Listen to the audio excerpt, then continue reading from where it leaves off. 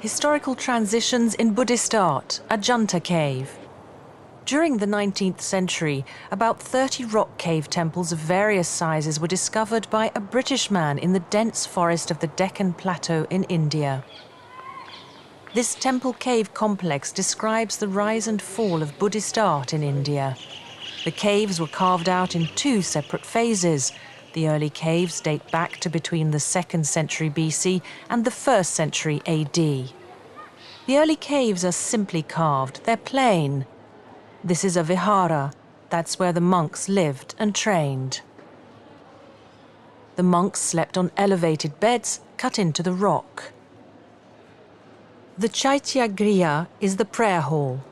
The object of worship here is a stupa, which is held to contain Buddha's remains. The art of sculpting Buddhist statues did not exist at that time. People worshipped the stupa instead. Some of the caves were made hundreds of years later in the 5th and 7th centuries. They were very different in style from the earlier caves. A statue of Buddha was carved in front of this stupa. The object of worship had shifted from the stupa to the sculpted representation of Buddha.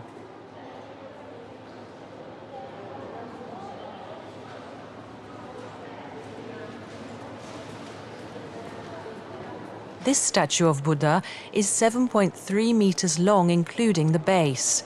It's one of the largest reclining statues known in India. Donations from wealthy patrons helped in the development of Buddhist art in the rock temples, such as this wall painting which depicts the former life of Buddha. These colourful paintings have remained intact for more than 1,400 years. Among all the paintings at Ajanta, this bodhisattva figure holding a lotus flower is considered to be the finest. Its date of origin is believed to be sometime around the 6th century. The body was depicted with graceful curves. The paintings of the Ajanta caves are the origin of Buddhist art in Asia.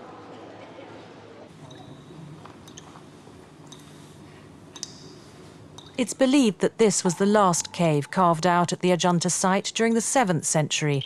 However, it was never finished. As Hinduism gained ground in India, Buddhism went into decline.